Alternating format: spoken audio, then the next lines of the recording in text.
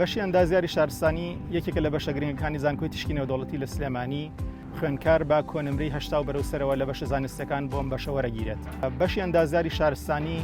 لە زانکۆی تشکی نێودەوڵەتی سلێمانی لە ڕێگەی پرۆگرامێکی تۆکمەوە کە ئەکرێدیتیشنی لە ڕێکخراوێکی بەناوبانگی ئەڵمانیەوە وەرگرتووە خوێندکار بۆ داهاتوێکی باشتر ئامادەکات کە پڕکەرەوەی پێداویستی بازار بێت. یەکێک لە تایبەتمەندیە گرنگەکانی بەشی ئەندازیاری شارستانی لە زانکۆی تشکی نێودەوڵەتی بریتیە لە سەردانە مەیدانیەکانی خوێندکاران کە لە ڕێگەیەوە خوێندکاران ئاشناکرێن بە سەر پرۆژەکان و ئەو بابەتە تیۆریانەی کە لە ناو زانکۆ لە ناو کامپوس پیان دەدرێت بە پراکتیکی لە ناو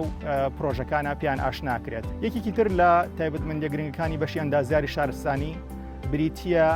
لەو پێشبڕکێ و چالاکیە زانستی و کۆمەڵایەتیانەی کە وا لە خوێندکارەکات دەرفەتی تەواوی بداتێت تاوەکو خوێندکار بە درێژایی 4 ساڵ خوێندنی لە زانکۆ خۆی بۆ داهاتوێکی باشتر ئامادە بکات و دەرفەتی تەواوی پێدرێت. خوێندن بە زمانی ئینگلیزی و گرنگیدان بە پرۆگرامە ئەندازیارە نوێیەکان لە بەشی ئەندازیاری شارستانی وای لێکات کە خوێندکار پاش تاواوکردنی ببێتە شیاوترین کاندید بۆ پڕکردنەوەی پێداویستی بازار. ئێمە لە بەشی ئەندازیاری شارستانی لە زانکۆی تیشکی نێودەوڵەتی سلێمانی لە ڕێگەی ستافێکی دڵسۆز و لێهاتووەوە لە دکتۆر و مامۆستایانمان